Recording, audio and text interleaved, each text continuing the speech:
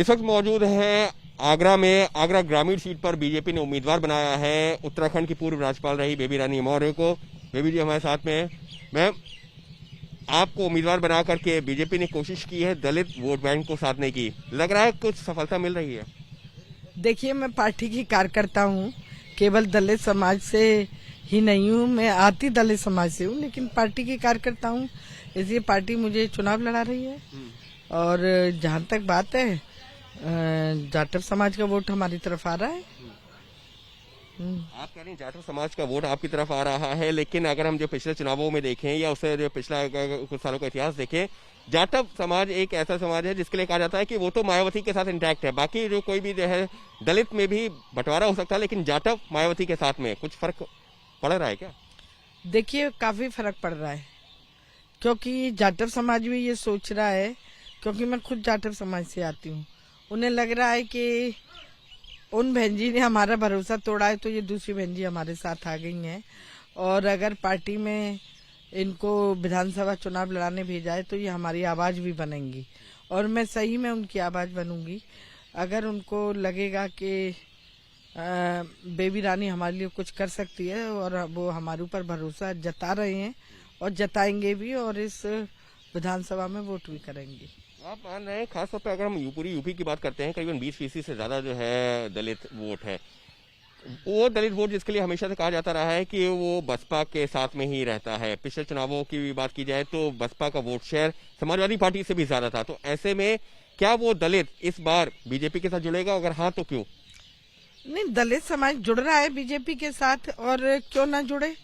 मोदी जी ने और योगी जी ने इतने काम किए हैं, सबका साथ सबका विकास, चाहे वो शौचालय बनाने की बात हो, चाहे आवास की बात हो, चाहे राशन बांटने की बात हो, चाहे महिलाओं के सशक्तिकरण शक्ति मिशन की बात हो, निःशुल्क विद्युत कनेक्शन की बात हो, अब तो हर घर में जल नल की बात आ रही है।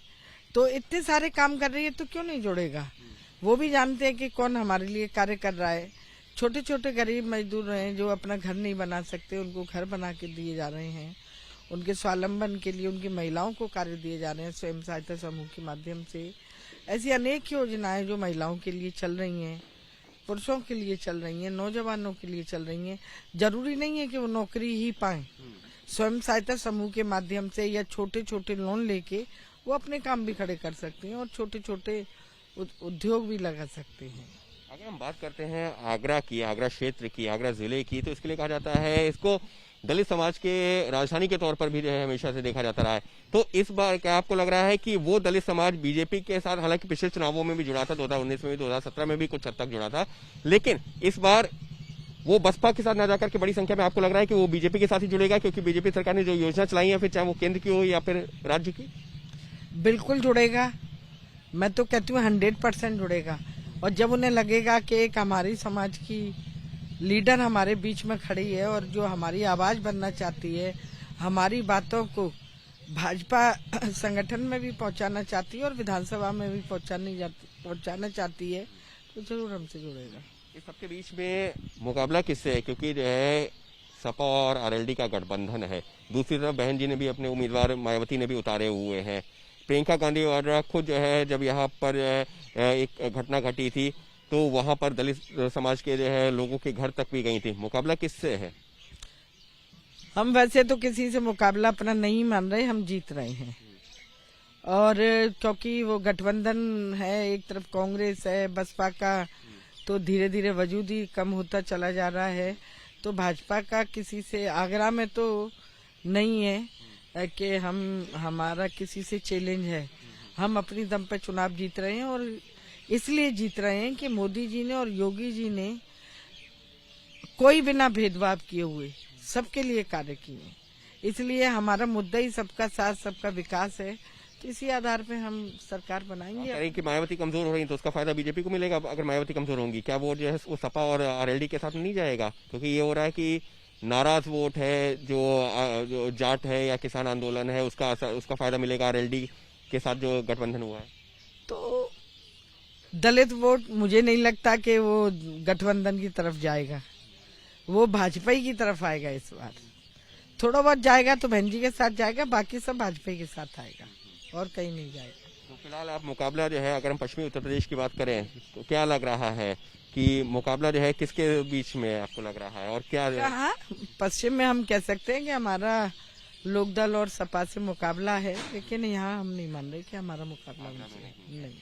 और दलित वोट भी बसपा के से जो अलग हो रहा है, आप कह रही हैं वो बीजेपी के साथ जोड़ रहा है?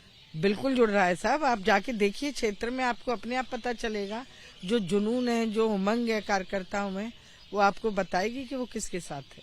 तो ये है बीजेपी की उम्मीदवार बेबी रानी मौर्य, जो कि खुद जाटव समाज से आती हैं। ये वही समाज है जहां पर से मायावती जो है मायावती जो उसी समाज से ताल्लुक रखती हैं, और फिलहाल बीजेपी ने इनको भी चुनाव मैदान में उतार करके निश्चित तौर पर एक बड़ा दाव भी खेला, क्योंकि उत्तराखंड की पूर्व राज्यपाल रह चुकी हैं, लेकिन उसके बाद में वहां से यहाँ पर पहुंची आगरा में, और यहाँ से जो है चुनाव मैदान में है, और दावा यही कर रही है कि इस बार मायावती के साथ जो वोट हमेशा से उनका इंटैक्ट माना जाता था, अब उसमें भी सेंध लग रही है, और वो भी बीजेपी के साथ जुड़ रहा है। उसकी वजह यह है कि केंद्र की मोदी सरकार और उत्तर प्रदेश की योगी सरकार ने जो योजनाएं चलाई हैं, वो दलितों को खासतौर पर ध्यान में रखते हुए चलाई हैं, और इस वजह से उसका फायदा बीजेपी को मिलेगा आगामी विधानसभा चुनावों में।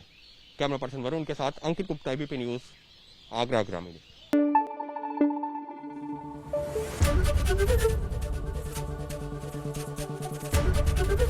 एबीपी न्यूज आपको रखे आगे।